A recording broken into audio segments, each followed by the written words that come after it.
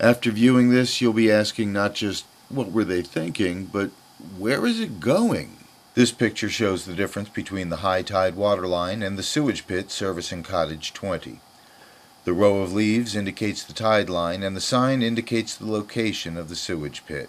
Please note the yellow ruler in front of the sign on the right. The difference is 7 feet from the center of the sewage pit to the water line. Keep in mind that on Hen Island, the water table is 2 feet at this location, and the top of the sewage pit is 2 feet below the beach level. This means the sewage enters the water as soon as it enters the pit. This problem impacts us all. Raw sewage contains high numbers of bacteria that cause typhoid fever, dysentery, diarrhea, and cholera, and viruses that cause hepatitis. Studies have shown that from 10,000 to 100,000 infectious doses of hepatitis virus are emitted from each gram of feces of a patient with this disease. Some viruses will live as long as 41 days in water or sewage and for 6 days in a normal river.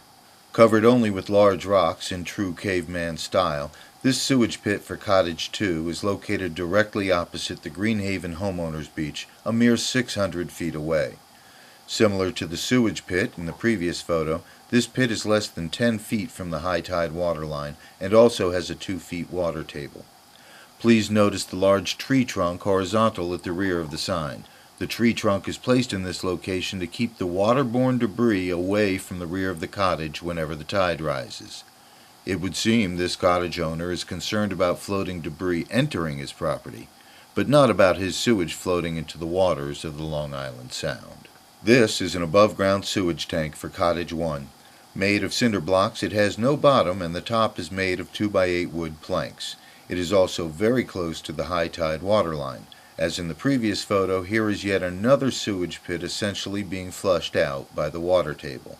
This picture was taken standing atop the above-ground tank to show its close proximity to the Greenhaven Association beach and dock. Less than 5 feet away, not viewable in this picture, is a small wall built to keep floatable debris away from the cottage. Too bad nothing's being done to keep the sewage away from the sound. This is a short video of a percolation test. A perk test consists of a hole 6 to 12 inches in diameter dug in the area of the proposed septic system. The depth of this hole is generally not greater than 24 inches. In an attempt to saturate the soil, the hole is initially filled with water, called a pre-soak, allowed to drain away, and then refilled with approximately 12 inches of water. The rate at which the water drops in the hole is measured at intervals over a period of time ranging from 30 to 60 minutes. The uniform slowest rate of drop of the water level over a measured time interval is converted to minutes per inch and used as a basis of design in determining the septic system size. For example, if the water dropped uniformly 1/4 of an inch every 5 minutes, the rate would be 20 minutes per inch. The Health Code provides a simple table that determines the size of the system based on the measured perk rate and the number of bedrooms in the home. The greater the number of bedrooms and the slower the percolation rate, the larger the system required. This test, performed on Hen Island, was less than 15 feet from the sewage pit that services Cottage 2, and parallel to the shoreline less than 10 feet away. Within 2 minutes of the completion of digging the test hole at 24 inches, the water table rose 3 inches above the base or bottom of the test hole. In the video, you can actually see the water percolating in or bubbling instead of dissipating out. The failure of the test hole to drain the area as required proves that the water table is at a higher level than the pit servicing the cottage. In other words, the privy is cleaned out by the water table every time the system is used, and the tides come in and go out, each time spewing raw sewage directly into the Sound. This picture depicts Cottage 19's sewage pipe entering the ground. This cottage was completely rebuilt in 1993 after being demolished in a storm. The building permit was left open until 2006. In 1993, the owners were asked by the City of Rye to consider connecting to a state-of-the-art chemical or composting septic system, but they never installed one. The city noted in their decision that the Westchester County Department of Health, who has jurisdiction, had approved reconnection to the existing septic system. The cottage owner also signed city documents acknowledging the same. However, the health department has no record of that approval, and there is no septic system at that location, only a sewage pit dug in the ground with the water table approximately 2 feet below the ground surface. Voiceover 17 and 18, Cottage 3. Cottage 3 on the north end of Hen Island. This cottage has no working sewage system. The previously used system was clogged years ago, and the owners have never replaced it. This same cottage has been allowed to remain unused, although by code it should have been removed or repaired. For years, the lead-based paint has been peeling off and entering the Long Island Sound after heavy rains. The doors and windows, too, are rotting and offer easy access to its unlit interior. In its current condition, this cottage is called an attractive nuisance, meaning that it is likely to draw in or attract people, most likely children.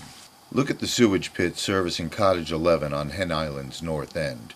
Here you get an idea of what the inside of a Hen Island sewage pit looks like. Although this pit is not along the shoreline, the ones along the shoreline are similar.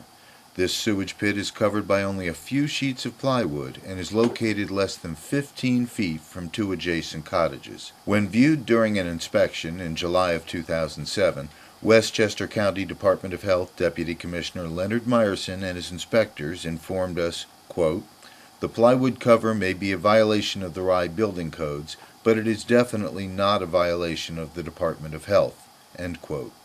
When questioned about the odors emitting from the pit, the County Health Department's response was, quote, "It is not emitting odors now," end quote. We explained that this was due to the fact that the residence is occupied mostly on the weekends. When asked for a re-inspection during the weekends, the county's response was, quote, "We do not work on the weekends," end quote. The City of Rye was no more helpful. This is an excerpt from the New York Times article of September 9, 2007, relaying the words of Rye City Manager Mr. Paul Shue. Quote, Mr. Shue said no violations were found when Rye's building inspector, along with county health and environment officials, inspected the island in July, end quote. Another glaring example of the county and the city trying to sweep the very serious sewage issues on Hen Island under the rug. This is Cottage 17 on the center section of Hen Island. Cottage 17 has been abandoned for more than 12 years. The open horse trough depicted on the upper rack functions as a 275-gallon water storage tank that will be discussed in a later slide. Here we're focusing on the sewage pit at the base of the wooden water rack. This photo is a blow-up of the base of the rack. Note the white exposed sewage pipe, not even below the ground, entering the pit just below where this cottage would normally store 2 open 275-gallon water tanks. The bacteria from the sewage pit could easily contaminate the domestic water in the tanks, which is used to shower, wash dishes, and perform other household chores. Here's a picture of what appears to be an abandoned sewage pipe under Cottage 22 on Hen Island's south end. We're not sure why this sewage pipe has been abandoned. Possibly part of the original pit for this cottage, the pipe may have been clogged from excessive use over the years. Instead of repairing and relocating it away from the shoreline and installing septic leach fields as required by code, this cottage owner simply may have found it easier to dig a new hole in the ground in the same location. This picture is one of the last remaining outhouses in use in Westchester County. It's located on Hen Island's south end. In 1989, Rye City records showed 11 outhouses in use on Hen Island. Today, this is the only one remaining. What happened to the 10 outhouses that were removed, and who approved the conversions to the toilets that replaced them? Neither the City of Rye nor the County of Westchester have any record of ever approving such systems on Hen Island. Try installing a new bathroom in your home somewhere else in Rye and see what the consequences will be.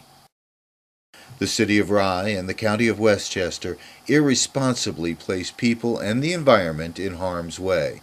There seems to be no regard for the potential destruction possible every day these violations are allowed to continue. We encourage everyone to please join our mailing list, write a letter, spread the word, or donate your time to help heal the harbor starting today.